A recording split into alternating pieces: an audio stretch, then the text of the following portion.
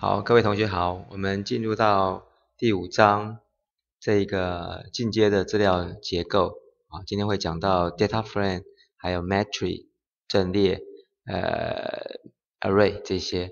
那最主要我几位学生呢，昨天去参加了这个台积电要举办的第3届半导体大数据的分析竞赛，他去参加了他们的教育训练。我觉得这个是一个非常好的活动。那老师呢，也接下来呢为他们做一些复习。我觉得这影片其实是还不错哈，录制一下之后，学生不懂的地方还可以回来看。好，那我就把这张照片呢重新再温习一下，昨天同学有看过的就再看一下。好，那这个部分我们来看一下。我们这个 data frame 来讲的话，是我们今天的主题。那最主要复习一下之前讲过的向量 vector。向量可以说是一维的，就是一维的这个不管是数字啊，或者是字串文字啊 character， 它是一个维度的，就是接续的排列的，像1、2、3一直到 n 接续的排列的。那再来，上个礼拜也提到了所谓的 factor 因子的变数。那 factor 跟向量唯一不同的是，它也是这一个序列一维的序列的排列，但是 factor 它多了一个所谓 level， 就是阶层的观念，就是可以分组分类的观念。像这个例子来看，我一个 factor 的一个因子呢是 A、A、B、C、D、F、D。那这里面一共有几个元素呢？1、2、3、4、5、6、7个元素。但是我有几类呢？其实只有有7个元素，但是只有5类，因为分成了 A、B、C、D、E。同一类型的话，它只算一个。好，这个就是 factor 跟这个 vector 不同的地方。啊，那接下来我们来看一下，今天最主要的一个议题就是这个 data frame。data frame 其实是在 R 里面最常见的，而且大家可能也不陌生。其实它的排法呢，其实跟 Excel 非常的类似。好，这边忘了跟各位讲，在 vector 跟 factor 里面呢，这一个在向量里面呢，它的这个资料形态呢是要一致的。你是数值型的，就是数值型的；这个字元型的，就是字元型的。那是在 data frame 我们称为叫做资料框这个部分呢，其实是它可以去综合的。你可以去做用这个字元形态的，或者是 numeric 数值形态的。那它也是一个 n 乘 n 的一个有这个所谓的 row 列的部分，还有所谓 column 栏的部分，直行的部分。好，那这个是 data frame。那我在接下来会提到所谓的 matrix 矩阵。矩阵呢，它就是是一个平面式的，是2乘 n 乘 n 的一个矩阵。好，那矩阵谈完了之后呢，我们会谈到所谓的阵列。那阵列呢，其实跟矩阵，各位看一下，同学看一下，阵列可以好像成为 3D 一样，它还可以多了一个构面。好，可以多了好几层。那像这个矩阵呢，只有这个像这个2乘 n。那这边呢，可以3乘3乘3。啊，阵列的话，它可以有多的维度。啊，那接下来最后一个呢，我们称为叫做串列 list。list。那 list 的功能非常强大。尤其在 R 很多的 package 套件回传的资料，它所储存的资料形态呢，都是用 list 串列来储存的。为什么呢？因为串列的功能呢，它所承载的这一个资料形态呢更多，它也可以有像向量的，也可以也可以涵盖所谓的 matrix。那甚至你可以把一个 data frame 都含进来。以这个例子来看的话，这个 list 里面其实它有3个元素，1、2、3，但是分别这3个元素呢，都是不同的 data type。有向量的，有矩阵的，也有一个整个的 data frame 的表单。好 ，OK， 那我想说这个部分是跟各位先了解一下。那我们直接就来看今天的课程。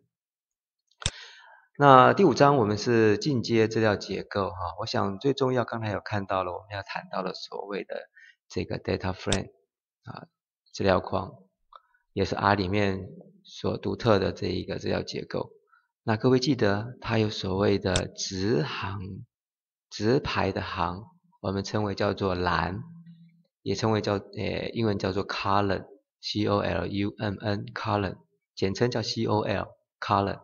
那另外横排的叫做列，啊，横排的叫做列，那英文名字叫做 row， 它没有简称呢，就是 row 了。好，那这个很重要的就是说这个它好，那我们不是，好，我们直接先下来看，用一个案例我们来看啊，因为这个 data frame 它可以有不同的data type 的形态所组成啊，那很像 Excel 里面的4串表的架构啊。好，我们先来看，好，先来看一下这个指令，还记得吗？这个是一个变数 x， 我们将10到1的降幂次的1987传给 x。好，放在后面啊，传给 x。那 y 也是一样，从-4、-3、-2一直到正5。那接下来呢，我们将一个10个字串的形态呢传到 q， 1、2、3、4、5、6、7、8、9、10，10个字串的呢传给 q。好，接下来我们看看 x 长得怎么样。10、9、8、7一直到1。好，了解了这个的用法了。冒号呢是代表范围，从10到1的范围。那同样一样，这个是-4到正5的范围，所以 y 是这个字。那 q 呢就是刚好这10个英文字啊。好，那我们在 data frame 要把我们这些的向量，这些都是向量，对不对 ？x、y、q 都是向量的一个 data type。我们怎么样把向量的 data type 转成 data frame 呢？很简单，就是用 data frame 的一个指令，好，把这3个向量 vector 的向量转成我们的 data frame。好，我们看一看。好，那再来看看这个 data frame 长得怎么样？哦，确实没有错，这个是蓝 column，A 的这个 x column，y column， 还有 q column。那 row 呢，列的部分有第1列、第2列，一直到最后的第10列，这10个串列10个的这个值呢，我们都把它集合在一起了。好，我们来看看这个变数 the df 的 class 是什么？好，就是 data frame。好，注意一下，在我们要查询这个变数的 data type 的时候呢，其实我们常用的就是 class。各位记得这个以后一定要常用。当你一个变数或者是一个值你不知道它的形态的时候，就是打 class 啊。好，那同样一样，各位同学可以去看一看原来的 x、q 到底是什么形态？它是一个向量型的整数变数。那 q 呢是向量型的质元的变数。好，那接下来我们来看一下，刚才有提到了这一个，我们把 x 向量跟y 向量跟 q 向量把它 combine 起来变成一个 data frame 的时候，它的预设值这个栏位，像 Excel 里面不是也有栏位吗 ？A 栏、B 栏、C 栏，那这边是 1、2、3、4啊，同样一样，在 data frame 里面呢，可以加上所谓的栏位。那要上栏位的时候呢，其实很简单，就直接写这个 data frame， 这个是我新的命名，那这个是原来旧的命名，原来是 x， 原来是 y， 原来是 q， 全部都把它改成第一个呢改成 first，y 呢改成 second，q 改成 spot。好，我们来看一下，好，那看一看这 data frame 的架构，那这一个栏位的名称就改了，很简单，对不对？好，那另外一个更简单的其实也是一样，你直接用这一个 C 是去做聚集的动作，把这个三个文字呢，把它聚集起来，丢给谁呢？丢给这一个整数，这个变数的 names 是去查，各位看一下，我们先看这个指令 names， 以后也会常见，就去查查看它的栏位的名称。现在已改为 first second spot。好，那你也可以利用这个叫做 first second 这个指令，这个 C， 还记得这个以后非常常用。好，把这个三个 combine 起来。那我们为了区别跟原来的不一样，老师这边把它多加一个叫做01，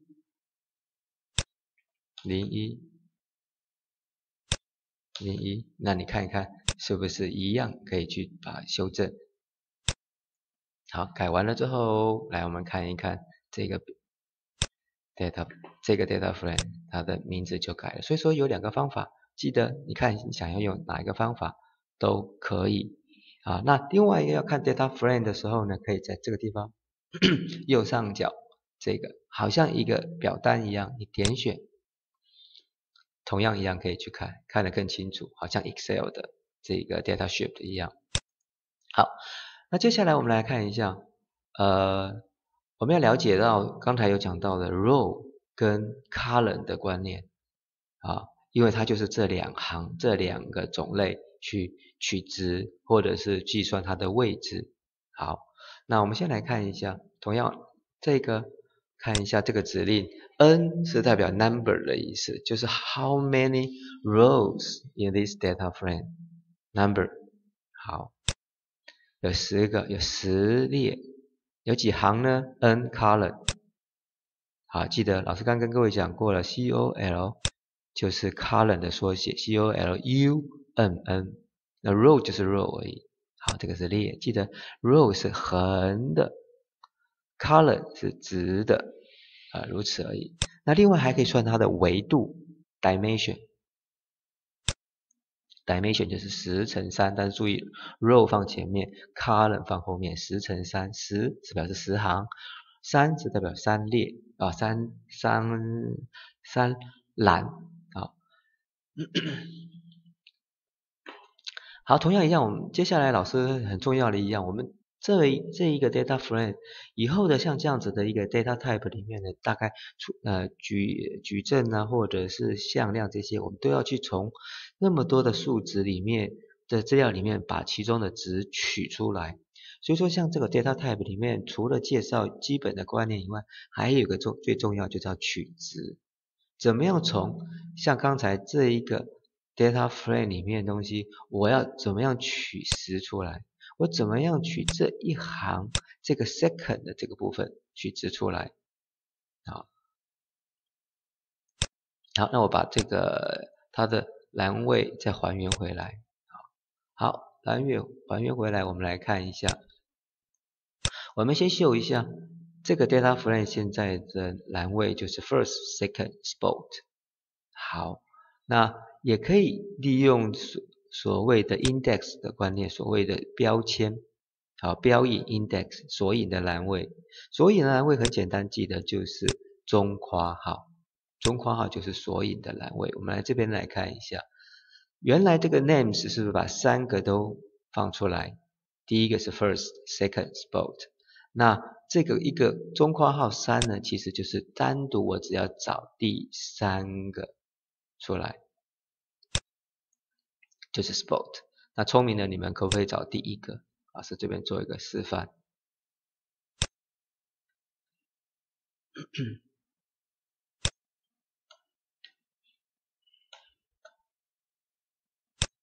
好，执行一下，就是找第一个，同样的找第二个都可以。好，所以说很重要的，我们怎么样把 data frame 的资料 retrieve 回来啊？所谓要用 index。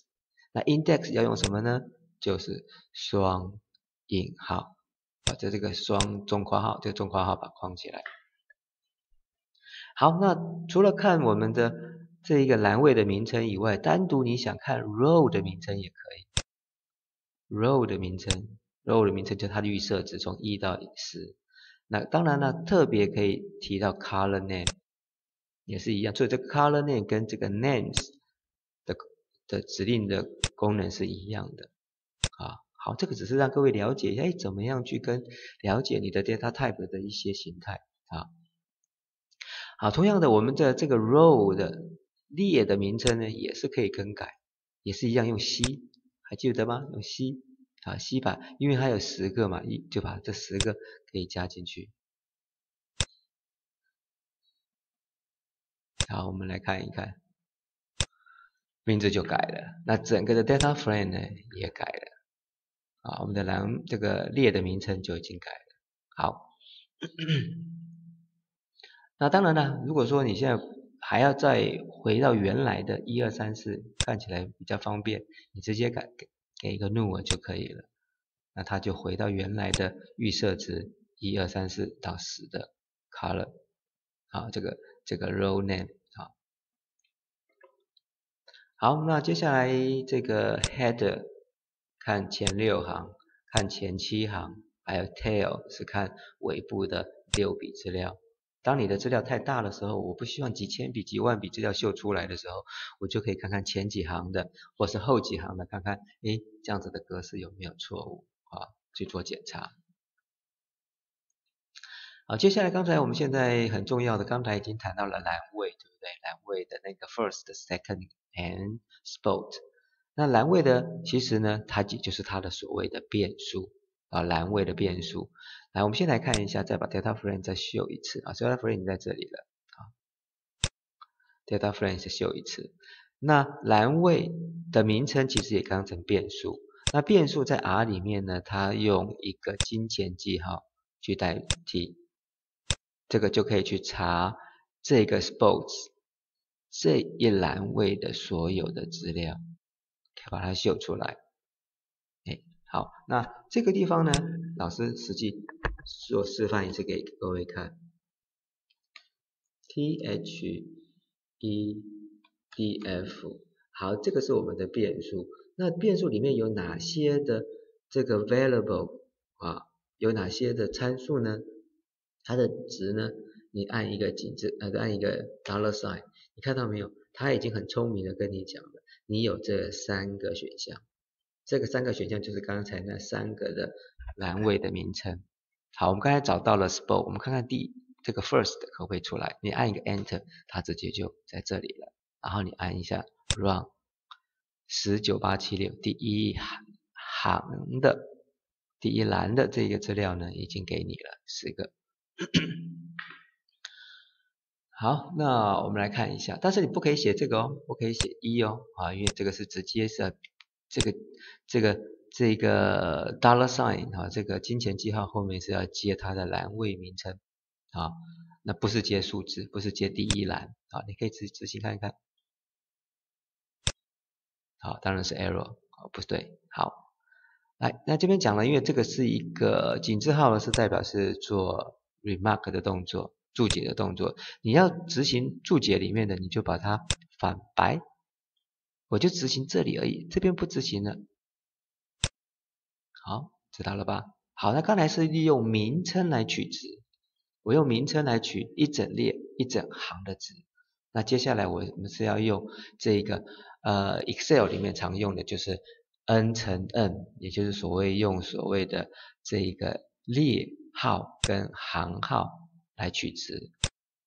那这样子观念会比较更清楚。好，同样的我们再来看一下这个 data frame。data frame 长成这样子，对不对？啊，已经很清楚了。那我们现在要去找这个还记得没有？这个是第几行？第几列？前面是列第3列第2行，第3列在这里。1、2、3，第3列。那第几行？第2行，这是第1行，第2行，第2行就是代表这个-2。哎，我们看看是不是能够把它抓出来？可以抓出来就 bingo 2。啊，电脑其实说聪明也聪明，说笨也笨，它也从来不会违反你的意愿啊。你做对了，它永远是对的。好，那聪明的你们可以试试看，比如说你想要抓哪一个呢？我们来想看看抓哪一个。假设抓这个 base keyboard 啊 ，base keyboard 是第7、3 7列第3行。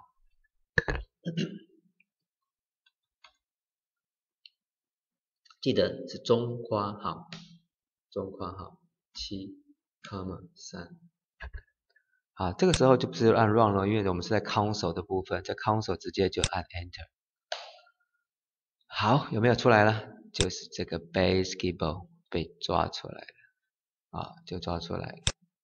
好，很方便吧？所以说下次同学要记得了，这个 data frame 要用的话，你可以用栏位的名称，也可以用所谓的列跟行用号码来抓。好，那为什么要用这个列呢？将来用 for 的回圈的时候，其实会比较好去抓。好，那虽然这个 R 里面很少用 for 了，很少用到 for。好，接下来看一下它一些的变形。什么叫变形呢？我们刚才是单独抓其中的一个，对不对？我要抓其中好几个呢，有连续的呢，或是怎么样呢？那当然还提到连续，就不要忘记了这个冒号，冒号就是连续的意思啊，对不对？好，我们再来把这个 data frame 再看一遍。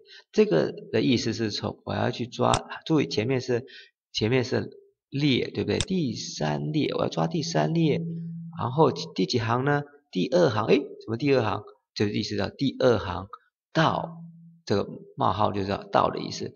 第2行到第3行，第2行到第3行，suppose 应该是负2和 baseball 和 baseball。那我们看看是不是会真的抓出来这一个负2跟 baseball。bingo 没有错，负2，但是它这边带一个列的位置给你。好，这样会了吧？好，那刚才是谈到连续的，用冒号。那如果说我不要用连续呢？我不要用连续，我只要跟3跟5呢？好，老师做一个错误的示范给你看。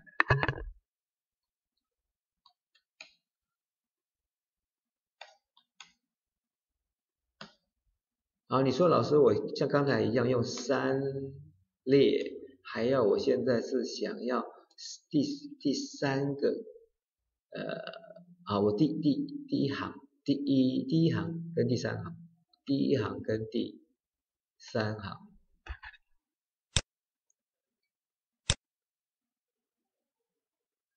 哟，还可以哦，第3行1、3，可是你看一下，可是它只有抓什么？抓第1个字出来，第3个其实并没有抓出来，像这样子情形就错了。不对这个语法是错的。好，那我们怎么样抓这种不是连续型的？我要抓1、3怎么办？好，那这个1、3的例子呢，老师直接就从这边写了。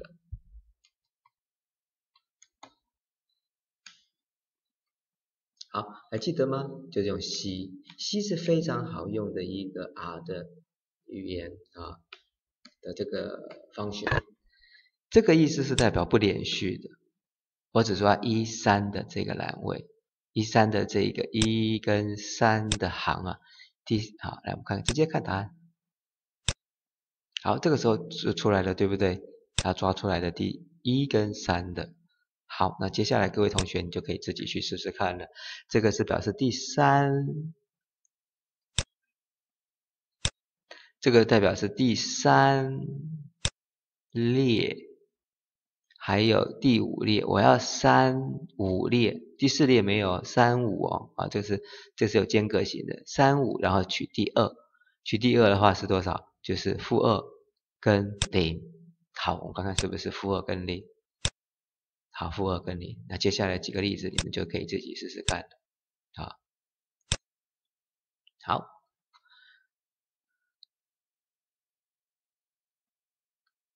好，那接下来来看一下，刚才是前面的列跟行我们都有给值的，但是如果说像这种情形，前面的列我们并没有给，只有给行的值哦，那这个代表什么意思？好，这个代表什么意思？来看一下，抓到哪一个？抓到第3行直行的部分。所以说你前面没有写的话，我就是代表后面第3栏，然后列是所有的进来。那同样一样，这个是第2直排、直行跟第3栏所有的元素。哦，这个是不是就抓到了？好，那这个呢？前面写，后面不写。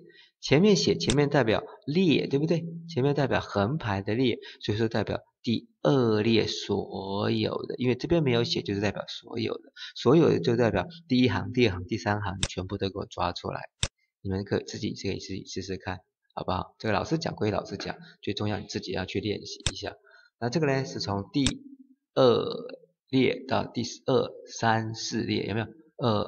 这个2、3、4列，2、3、4列的所有栏位。好，那接下来当然也直接可以使用名称啊，直接使用名称，但是使用名称的时候注意就要用这个 quotation 的，就用这个双引号啊来去做代替。好，这个有时候有用，有时候也没有用。你还不如就用刚才老师跟你讲的这个dollar sign 也可以去用啊。那当然了，其实方法有很多百种啊，随在人去用的啊。好，那接下来我想剩下的部分呢，你们各位同学呢就自己去做实习了啊，就可以自己去实习一下啊。那最后这边再跟各位去提一下 data frame 的一些的基本的函数 header 取表头，6笔资料 name 去看你的这个栏位的名称或者是修改查询。那当然呢有所谓的 color name 啊，你 row name 啊，还有 n row 还有 n color 这些都是。那最后这边有一些这个 data frame 补充的讲义，那老师就不教了啊，就各位自己回去做一些的练习啊。那等一下我们进入第2个议程是谈到 list。